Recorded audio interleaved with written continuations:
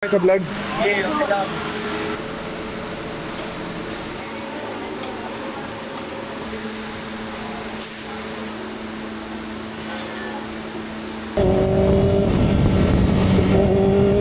Guys, nandito kami ngayon sa Bridgestone, Makati.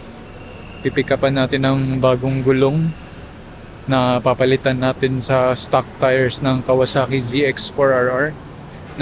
Pinili ko ang Bridgestone Batlux S23 kasi ito ang nakasanayan ko na sa MT-09 SP ko, kasi yung stock ng MT-09 SP S23 Batlux ang gamit. So, S23 stock pa rin na size, yung harap is 127T and 17, while yung likod natin is 160, 60 and 70. Yung meron ata na pinakamalapit na center na nagpapa-install ay si Tire Guys pa na nasa Dasma, Cavite.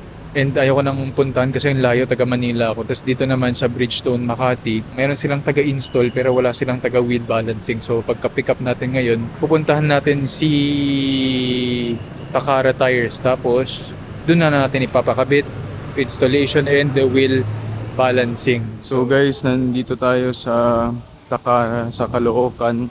Dinala natin si ZX4RR dito sa Takara Moto Tires. Ito ata yung pinaka parang main branch nila. Numawag ako nung isang araw. Meron naman silang parang labor lang kasi yung gusto kong gulong wala sa kanila. Ito po yung pinaka gulong na papalit nung binili ko nung isang araw sa Bridgestone. Tapos ito naman, okay lang naman siya pero sports touring pa rin at the end of the day. Ayan no, 700 odo lang yung tinakbo niyan, stock tires na yan. So actually meron din sila dito Rosso 4 pero hindi ko na tinuloy eh.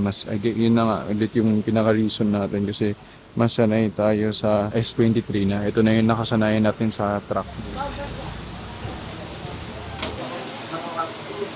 Ito yung mga stickers sa loob. Makikidikit na ako mamaya. Dami silang range dito. Meron silang mga Michelin, Pirelli. Ito yung pinaka-service center nila.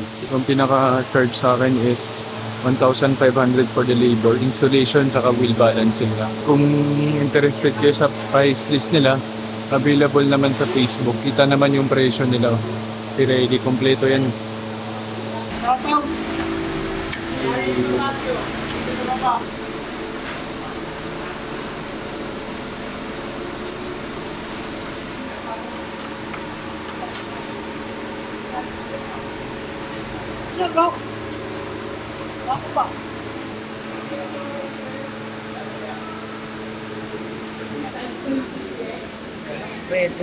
Ready na?